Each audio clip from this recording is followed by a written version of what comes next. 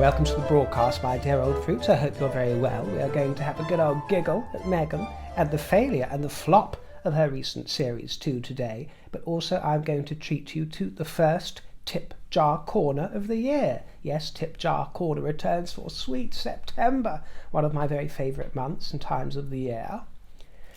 It's also the first broadcast of the month, of course, so in that spirit it's time for me to remind you to subscribe to the channel if that's your desire, and to thank those of you who might have sent a tip jar treat last month. Although I wasn't around much for August, I didn't expect to be away from the broadcast for as long as I was, but unexpectedly I spent a week at my parents' home chaperoning Daddy.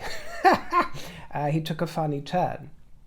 He's taken a few over the years, but yeah, he took a rather serious funny turn, and it just so happened that the rest of my family, including my mother who lives with Daddy, were due to be on holiday because they summer at Devon for a week.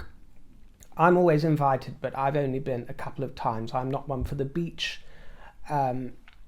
very often. I do love the particular beach they go to, but as usual, you can never guarantee on the weather, and it was a bit of rain, it was a bit of sun, all kinds of squally weather, so you can't depend on anything. And also it's rather far away from any civilization, which is wonderful if you just want to relax. But I like to always be somewhere where I'm within trotting distance of the local cafes, and shops to potter around. I don't like to be quite so secluded as they are, relying on long drives away. So I'm digressing, but they were away. Daddy took a funny turn. He was in hospital. I had to collect him and then stay with him for a week at the family home. And just at the same time, my great auntie, who I've told you over the last few years has been suffering very badly with dementia, and she's had the worst year so far this year. She now lives in a nursing home and is going through an awful time, absolutely beyond description awful. Those of you with family members will understand. And she broke her hip as well a couple of weeks ago. So she was in hospital, coming up with fevers. No one knew if she was going to die or not. She was actually just a few wards away from Daddy on a different floor. So I was able to visit her, then collect Daddy and look after him for a week. And so that took me away from things here, and was quite discombobulating on every level, including emotional. But while I was home, I was able to actually capture a little bit of footage from the garden, which includes a little bit of fruit in the trees, nothing impressive, but some nice sun-dappled footage for you, which I will play to you later in Tip Jar Corner to herald autumn's prelude. Also, while I was away, I've always prided myself for not ever going on TikTok. I think I might have looked literally once to see what all the fuss was about. But somebody that I used to follow sprang up on TikTok, an old YouTuber who you never see anymore. And I was curious to see what was going on. So I literally just wanted to go and have a look. And of course, I ended up spending almost the entire week flicking through TikTok. Isn't it absolute hell? I mean, there's some wonderfully entertaining stuff on there. I totally understand the addiction, but yeah, by the end of the week, I was like some sort of, ADHD junkie. I thought, no, I'm not bringing that back to London with me. So I haven't looked, but such a dangerous pathway, isn't it? And it gives everyone such a short attention span for everything, including me. I couldn't believe how quick it was that it kind of sucks you in and you're into this world. Very dangerous, especially for the young ones, isn't it? I hate to think what's going on in those very young children's minds, coming up through very short attention spans for everything. So it's actually given me the confidence to say to you that this is not a short form broadcast and never will be. And it's reminded me, I will take my time when I want to take my time. So don't ever try hurrying me along, get to the point, or this, that, and the fourth. And most of you are very patient with me, but no, I stand firm. That is not the way that the broadcast is going to go. If anything, it'll go the other way and become more leisurely and more rambling. And you're going to have to like it or lump it. You have a huge selection out there, a huge smorgasbord of content from all over the globe, all types of content, and you can get little 3-second, 4-second fixes of your dopamine. But here we are going to be taking things at an elegant pace. Come hell or high water, yeah, that's the way it's going to go. But of course my sun-dappled orchard at the parental home cannot compare or compete with the produce of Montecito. Oh no, of course it can't, my dear, and all of their confections. And yes, I'm late to the party, of course, because I was away. I wasn't able to add my two penneth to thoughts about With the Love, Meghan. But I will furnish you with a few of my thoughts on Series 2, but in honesty I will tell you that after just 10 minutes of the first episode, I concluded that I was not going to waste my time on all 8 episodes of it, so I cannot give you a thorough, in-depth review or spend too much time on it, which I'm sure is a relief for many of you. I skipped through it in under an hour, really, the entire series. I just wanted to get the gist, but I respect myself too much to imbibe quite so much sophistry and trash. The offering begins by dragging out Daniel Martin again, her makeup artist chum, and, they have an affectionate relationship. It's a little bit like Will and Grace, but without a Karen for comic relief. All you get is their sort of little bits of banter and in-jokes, and it's a little bit cringeworthy, unless Meghan counts as a Karen, of course, because in my opinion she is the ultimate Karen. If you'll excuse me, fellow Karens out there, I know the name's been hijacked. But if the cap fits, she'll wear it. She is the ultimate Karen, complaining to the HR at Kensington Palace, for example. I mean, how absolutely infra-dig. Now, I've been very complimentary about Meghan's makeup in recent months. I think she's pulled herself together, and she usually gets it really quite right, in my estimation. Including on recent podcasts where she was makeup-free. I thought she looked great. But in this opener, I'm afraid that Daniel Martin has used what appears to be a trowel to pile on the polyfiller over the cracks and the paving slabs. That's what it looked like. It did not come over very well in high definition, I've got to tell you. And it's probably not entirely necessary. But obviously things are cropping up that he feels that he needs to cover, and I'm afraid it's not being done very elegantly. Caked she was, absolutely caked. She tells us she doesn't like baking, though, because it's too meticulous, too orderly. She likes to toss things about in her salads. But she did look embalmed, I'm afraid, for some of this. Fine for RuPaul's Drag Race, fine for that kind of affair, that sort of whimsy. But for a lifestyle segment, a little bit too much. Of course, we all know that it's pure pantomime, the whole affair. We're told that 2 friends are coming over, 2 great friends, one of her gazillion great friends, are due round, and then she has all of her long hair hanging down again. This is the thing which is entirely impractical for the kitchen, isn't it? Can't she just put it up in a messy bun? But she's got all the tendrils hanging all over the pan as usual. Sure, it's a fire hazard. And, well, I will say at least the lower end of her arms were uncovered this time. The sleeves weren't also dipping into all of the sauces. But the upper end looked like she was wearing water wings, armbands, this sort of affair with that creation. She looked slightly better in episode 2, where she was wearing a sort of claret cashmere number jumper and an updo. When she doesn't try so hard, it comes over a little more chic. Do you understand? They powder each other's noses and dot a little makeup all over each other. Very sweet. But then, of course, there's this inane soundtrack throughout the entire 8 episodes. This entire scene, the 1960s soul soundtrack. Now, they're all really nice songs, very pleasant, but it's to try and compensate for the fact that there's absolutely no substance, even silly substance, of worth and entertainment throughout the entire episode. So you are absolutely besieged with this relentless soundtrack. I will say that this time around the conversation and the atmosphere comes across more natural and authentic, if you want to use that, considering that they're in a fake set and a fake kitchen. They all seem very lovely. The food looks very delicious, sizzling away as it does. It's convivial. But is this a show? Is this display of basic really a show worthy of Netflix? Apparently so, Is this the result of talent's cream? I don't think so. All she's got to show us is her silky chicken, which was rather sweet, I have to say. Her silky chicken, and she denies being competitive at one point. No, she says, no, I'm not. He is, pointing to Daniel Martin. The gaslighting is real. She offers us a guide to water marbling, and we're back at high school, making headscarves for friends and pocket squares, all very thoughtful. She does a little bit of flower arranging, and she makes some graham crackers. Actually, put me in mind of a much better show, much more entertaining. I'm sure it's been exported abroad, but Come Dine With Me. From the Kingdom, especially the earlier series. Fabulous, fabulous entertainment, and rather iconic, and made on 1,000th of the budget of With Love, Meghan. My prediction is that the ratings will be dire. Beyond dire, dreadful, awful, plummeting, even fewer than Series 1, which is saying something. And if I'm wrong, Meghan, if I'm wrong, sue me! Sue me! And all throughout the rest of the series, we're treated to her crafting skills. Oh, she's so good with her hands. And yeah, it all looks very cosy and very cute. It does. But I could stomach all of it, actually, a lot more without the inane music playing so relentlessly, and the constant jerking of the camera work, as if it's supposed to be some sort of edgy affair.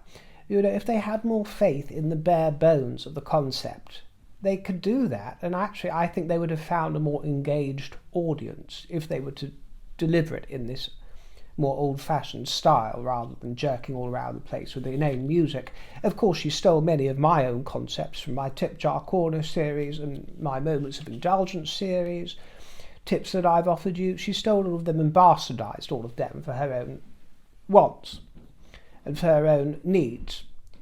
But it lacks the charm, doesn't it? It lacks the charm. Although I will confess that she's far more skilled at the likes of me when it comes to cooking, that's for sure. I do a few dishes very, very well, to the best of my ability, but I don't have great breadth of knowledge in the kitchen, I'm afraid. I mean, I can set a microwave, and I know how to use a toaster. I'm fine with that. I usually forget how to fry or boil an egg, but I can order room service and takeaways, so I've got some skills. And she makes bread in this as well. I can make bread. I use Jane Brockett's recipe, but it's the only recipe I've ever used. I should branch out, really. It's quite a dense loaf, Jane Brockett's. Quite dense, but it's especially nice to hold after it comes out of the oven. I'm actually known to sit there on a cold day instead of a hot water bottle using freshly baked bread. It smells so good. It's so hot to the touch, and it keeps the warmth wonderful. And it's also delicious when torn off in chunks with lashings of butter and dipped into chicken soup, actually, which I rather like. Very golden broth-ish. And she serves everything with flour sprinkles, of course, because she's got those to advertise. And her gay guest says, "Wow, that's the gayest shit I've seen in a long time." Of course, they censored out the word shit. I mean, honestly.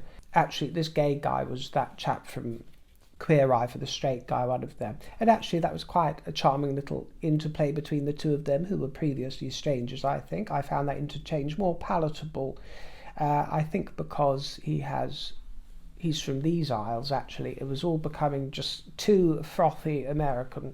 And I love my Americans, but, you know, in large doses it can be a bit much, so he kind of tempered the Americana, and the interchange and the humour was something a little bit more refreshing. But all this perfect life that she wants to present to us does become nauseating and boring, you know. I suppose if one was coming down from a heavy weekend and all the substances that one imbibes, if one was coming down or hungover, maybe it'd be worth watching, although it would probably induce vomit. But perhaps that would be acceptable, although I've got to tell you that the reviews have been brutal. Brutal! Isn't it delicious? And as those brutal reviews are coming in, and she's being mocked mercilessly throughout the entire world, of course it's time to trot out the royal grandchildren, isn't it? Yeah. She trots them out, her ginger tots, with their little peekaboo emojis all over. It's so predictable, isn't it? But utterly undignified, and she's showcasing that. Lily veers more towards the ginger end of the red-headed spectrum, doesn't she? Whereas Archie has a darker hue. It's more russety, auburn in tone. I don't know what you'll call it, but gorgeous hair tones there. You know, everybody takes the piss out of gingers, but it's entirely unfair. Yeah, actually, my good friend, who I speak to you about, who relocated to California, she's actually Canadian. She has 2 children, similar ages actually, the same sexes, an older boy and a younger girl, and they've got gorgeous red hair as well. And the funny thing is, it's what she always prayed for, even though she's not ginger. She always wanted red-headed children, one of each, and that's precisely what she got. Yes, she's a good manifester. You know, that was her dream. It was her dream. So yeah, it reminded me of her. But as nice as it is to see children having fun and living their best life, it's utterly vulgar and it's totally infideg to witness blood royalty traduced to emoji heart veils in the manner of a common TikToker or an Instagram influencer hustler, which is of course precisely what she is. It is precisely what their mother is. And don't they know it?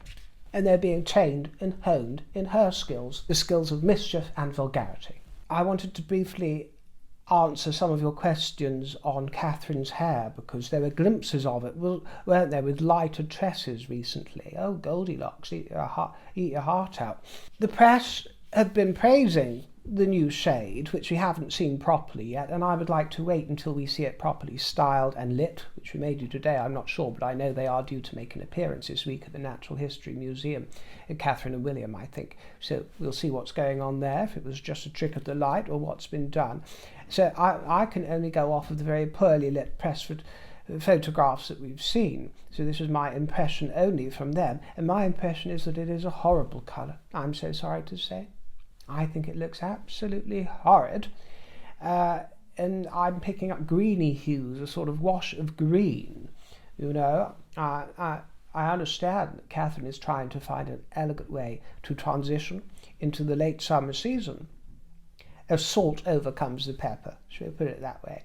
And I'm quite sure that she will arrive at a better look in the final presentation. As I tell you, she is always appropriate and she always gets it right. So this wasn't a public appearance, and I'm sure that I'll be gladly surprised and relieved when we see what's going on in full. But just from those few glimpses, no, the colour didn't do anything for the complexion. This is the thing, there was no lift to the complexion at all. In fact, I thought it clashed horribly with everything.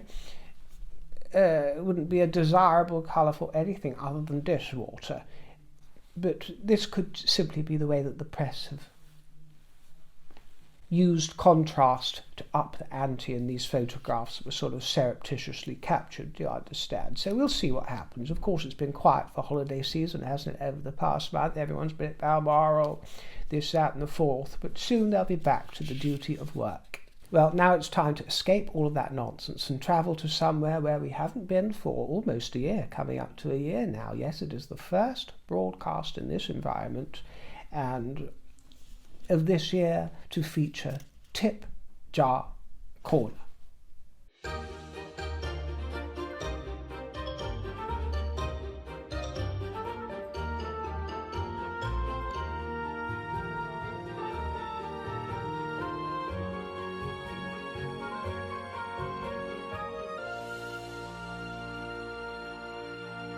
Welcome to Tip Jar Corner. Forget about With Love, Meghan. This is With Love River. This is how you do it, my dear. Without the vast budget. Speaking of which, I can't afford to renovate my scullery for a very long time. It'll probably be the last room that's being done. But the scullery is where the focus of this edition is. The scullery and harvest time. I want to do a little show and tell of items that have been inspiring me for when I am able to renovate it, because I'm drawing inspiration a lot from Brambley Hedge, which we talked about. My great muse of the season is the acorn. I've fallen head over heels in love with acorns, and I'm acquiring all kinds of artifacts and bits and bobs that I find and pick up. Vintage pieces, you understand. Books, poetry, revolving around acorns, oak leaves, wood carvings, all that sort of stuff. I realise we're not in autumn officially yet, but as soon as it turns September, that's autumn for me. I don't care about the equinox. Sweet September is where it's all at. And this is a little sweep up for one item that I found involving acorns, which is a crumb tray, which is the most exquisite, whimsical little antique item, this tray, which is in excellent condition, really nice condition, although it is sadly missing part of its handle, the long part of the tray handle. I think it probably came with a longer handle, so that is a bit of a shame, but I'll fashion something, I'm sure, so that I can hang it together with the brush. And the brush is perfect for little toast crumbs and spills, that kind of thing. You see the curve, this beautiful curve of the brush, guides the debris onto the platter in the most practical and perfect way. Now, I'm not one for clutter, so please don't misunderstand. I do not have clutter at all Well, that's a lie because I'm mid-renovation, so everything is cluttered all over the place. But once it's done, it won't be cluttered. But I do, in particular for the scullery, wish to have busy little shelves, pots and jars and spices, confections all on display, you understand, sugars, fruits, coppers. This is the kind of thing that brings me a lot of joy, intermingled with lots of colourful artwork. And as I say, my thing at the moment is the acorn. It's my new obsession, so I'm finding oak leaves, harvest fruits and nuts and wood carvings. And you're going to find that this is a theme that I'll be returning to many times. And the oak wreath you notice behind me, well, there's actually two up there, but the one on the outside was made up for me of real oak leaves. I'm not sure how long it's going to last, very likely an ephemeral piece. It's rather delicate. In fact, the acorns, most of the acorns fell off of it, but there are a few still on there. But isn't it lovely? It's so nice to have around. And I do find decorating for autumn, harvest, fall actually more satisfying than decorating for Christmas, actually, although I love Christmas decorations. But that's all geared towards one day, one moment, isn't it? And by the time Christmas Day arrives, one is sick of it. I pull the decorations down as soon as possible, before midnight on Christmas Day, really. But when it comes to decorating for autumn, you have several months to play and be whimsical and experiment. And as with all types of decoration, I love to bring as much natural material inside and pick influences and inspiration from the flora and the fauna of the world and the seasons and nature's bounties. I like scents to intermingle, natural scents, pots of basil, lavender, sprigs of rosemary and thyme. I like to hang them all over the place. Lavender, herbs, I adore botanical and herbaceous smells all over the place, adorning and studying the scene. So this is going to be what I want to do. One thing I love to do is to fill coffee tins or biscuit tins like this with herbal tea bags. I'm a great fan of the brand Tea Pigs. Licorice and peppermint is my favourite, actually. But this has a few that I rarely drink. I think this is the lemon Happy Balm tea bag, and I have a selection of them in here. And it's my little sniff jar. It's like a snuff jar for me. I rarely use them for making tea, but if I'm in the mood for a lift, I will come past and enjoy the aroma. Keeping them in these tins keeps them nice and fresh. They're so useful for that kind of thing, and I like having them about on the side. I love to be surrounded by references from the natural world, woodland creatures, such as this little squirrel. This is actually a birthday card I picked up for a family member, but it's been lovely having it to decorate the scene for a while. When it comes to seasoning my food and what type of salt I like, because I know people get very particular about all of this, I won't use the regular table salt. I do keep a little pot like this. I think it's a lovely little clay pot with Maldon salt for pinching here and there. But I actually find it more practical to use these mills that you pick up from any grocery store here. The brand is Drogeria, something like that. Mediterranean sea salt. Comes with a mill, so you don't have to do any decanting of it. And there's one with black peppercorns. I've also got one with garlic in it and one with chili flakes that I haven't used yet. But I find they both have a lovely tang to them and are as good as the Maldon. And because you're using the mill and grinding the peppercorns and the flakes, there's no substitute for that lovely fresh tang that the grinding gives them, which can't be achieved when you're using the flakes on their own in a pinch. You understand? One thing that I try to keep at a strict minimum is bags all around the place, either plastic or paper bags. If I have to have them, then I will try and clamp them together with one of these plastic little clamp things. There's a few tea bags here. I think it's all tea bags. So you can't avoid them sometimes, but most of the time, if I can, I will decant sugars and spices and stuff into old jam jars. I love to use old jam jars. It looks really nice as well. This is that sort of golden sand looking sugar here that's in an old bon maman jar for blackcurrant preserve or conserve. And I just, write on the side light brown soft sugar to remind me what it is. And they look always nice together. I even put in little tea bags in this jar for quince jam here, which was delicious. We discussed it before, but inside I picked up some luxury, high-end, so to speak, individual tea bags from some of the hotels that I was in that I shared with you. a couple of months ago, and they'll come in useful for a guest or a visitor a rainy day. And I'm the complete opposite of those ladies of the kitchen who enjoy fitted cabinetry and lots of cupboards to take things in and out of. Now, I understand that this would be a different kettle of fish if I was cooking large feasts for large families and was a grand cook and expert in the kitchen with lots of utensils and pots and pans, but I'm not. I like to have everything in reaching distance, really. But moreover, I love to have everything on display, especially the better looking stuff. So I do try to put together good looking, cosy arrangements of all the jars and spices and pots and pans. And I love to have them all out and on display, so it's practical. They're ready to pick up. I'm not always opening and closing cupboard doors, and I don't like to be reaching down for things either. So most items in my scullery I want to be placed conveniently where they are at hand. I do not care for flowers in the kitchen. Now, of course, one sometimes can't resist a fresh bunch of tulips for a day or two, but what I don't like about it is that it attracts creatures and insects and flies, and the smell is never really a joy to me for more than a few hours. They always go off. But so I substitute all of that for dried flowers. Dried flowers are nice. Grasses, reeds, brambles. Love to be surrounded by brambles and twigs, anything involving the fruit of trees. Pressed flowers, some of those. You can find antique works with pressed flowers to put on the wall. Pine cones, this sort of thing, all lovely. And then paintings. I'm collecting lots of paintings to go in my scullery when it gets done, and they all revolve around fruit. Yes. Yes, you could have guessed, couldn't you? Old paintings of fruit. So much deliciousness out there. Strawberries, apples, fruit, and some pastoral scenes as well. Cookbooks, of course. I've got quite a bit of nice stuff that I've picked up from my father's line, my grandma's line on my father's side, including this owl. One or two of these items I might have shown you in the past, but I think most of them I haven't, because they only came with me this year. But this is a very cute owl, not so intimidating. The eyes aren't too inquisitive, but nice amber eyes there in a sort of cube shape, and it can be stood or hung. And of course I intend to put some pencils in it, or perhaps feather, or some brambles.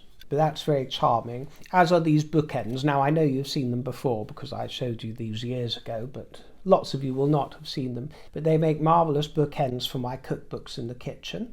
I'm absolutely in love with this collection of green glasses and this sort of pitcher jug. They're so thick, the glass is so thick, but they're wonderfully practical to hold. The glasses have thinner stems, wonderful feel to drink out of and use. I was worried that the colour would be too spooky. There's something spooky about the greenness, but actually it was glorious in summer when the sun was hitting it outside, absolutely glorious for cordial, and I have a feeling that it's going to work for the autumn season as well. Now, one thing I've been drinking from it lately is cola, and I'm not a big drinker of cola at all. Of course, as a child I would drink Coca-Cola, not so much the Pepsi, although I enjoyed both. But I can remember pouring Coca-Cola into sort of pint glasses and downing the whole thing as if it was nothing, as I'm sure lots of children do and some adults. But and I think back now, the amount of sugar that I was pouring down me, I hate to think of the sort of damage that it wrought, but and I'm quite sure that this is no better for you, but there is something about these editions. This happens to be one by Fever Tree, but you can find them by all the Fentimans, that have a more sort of old-fashioned recipe, a botanical bent. This happens to be Madagascan cola, refreshingly light.